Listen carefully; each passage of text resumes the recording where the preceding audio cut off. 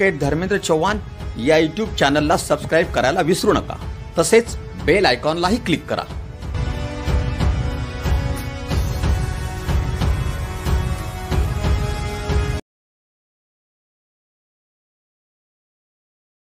नमस्कार।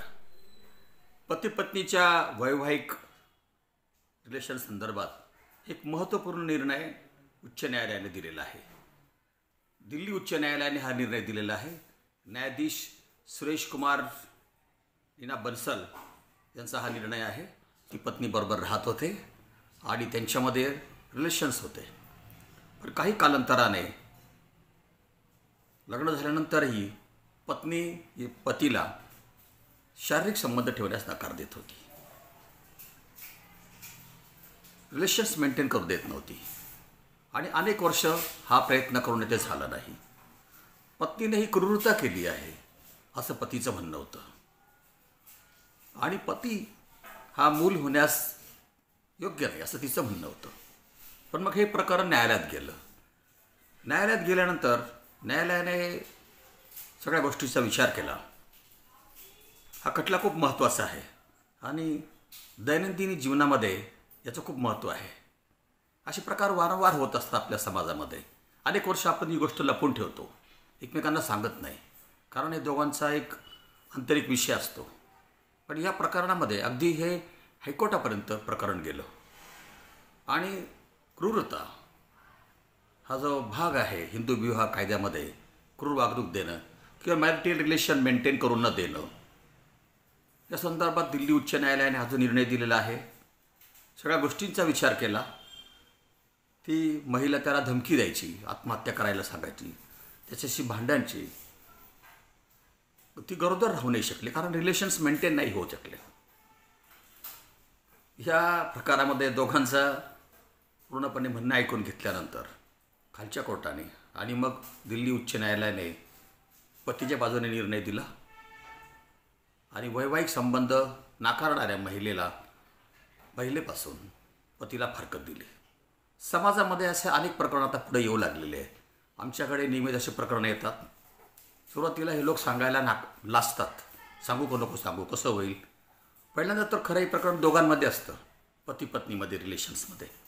त्यांना मुलबाळ होत नाही असं सांगतात, का होत नाही याचं उत्तर देत नाही। बऱ्याच वेळा तिची कॅपॅसिटी नसते महिलेची, तिला गर्भाशय नसतं, तिच्यामध्ये स्त्रीत्वाचे भाग नसतात, याचा विचार होत नाही। खूप उशिरा हे प्रकरण लक्षात येतं। याच्यामध्ये मॅरेज नल अँड व्हाईड पण होऊन मिळतं हिंदू विवाह कायदा कलम 12 प्रमाणे, आणि डायव्हर्सही होऊन मिळतो। तिने जर शारीरिक संबंध प्रस्थापित करू दिले नाही, वैवाहिक संबंध प्रस्थापित करू दिले नाही, तर हा फारकतीचा ग्राउंड्स आहे। आपण सगळ्यांनी याचा विचार करायला हवा। अजिबात जसं आपण डॉक्टरकडे गेल्यावर न लाजता सगळं त्याला सांगतो की नाही, मग वकिलाकडे गेल्यावर त्याला लाजायचं काय कारण आहे। या मुद्द्यावर फारकत मिळू शकते, याचा विचार आपण विवाह झाल्यानंतर करायला हवा, वकिलांचा सल्ला घ्यायला हवा आणि दिल्ली उच्च न्यायालयाचा निकाल हा आपल्या बाजूने आहे याचा विचार व्हायला हवा।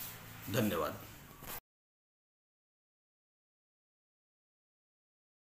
कोणी कधी लग्न करावं याला आता काही वयाचं बंधन राहिलेलं नाही आहे। जोपर्यंत आपली जवानी आहे, आपल्यामध्ये ऊर्जा आहे, शक्ती आहे, तोपर्यंत आपण लग्न करायला काही हरकत नाही। सुद्धा पहिली बायको सोडून गेली म्हणून काय आयुष्य तसंच काढायचं का? हे जसं पुरुषांच्या बाबतीत आहे ना, तसं महिलांच्या बाबतीमध्ये आहे। नुकतीच एक घटना घडलेली आहे। TV सिरियलमधील लोकप्रिय अशी ही हिंदी सिरियलमधील अभिनेत्री आहे, तिचं नाव आहे बुशरा अन्सारी। बुशरा अन्सारीनं किती वर्षी लग्न करावं, तर तिनं वयाच्या 17व्या वर्षी लग्न केलं। घाबरायचं नाही, अजून पुढं भलं मोठं आयुष्य असतं, कधी 100 वर्षापर्यंत आयुष्य असेल, ते जगायचं कसं हा तिने विचार केला।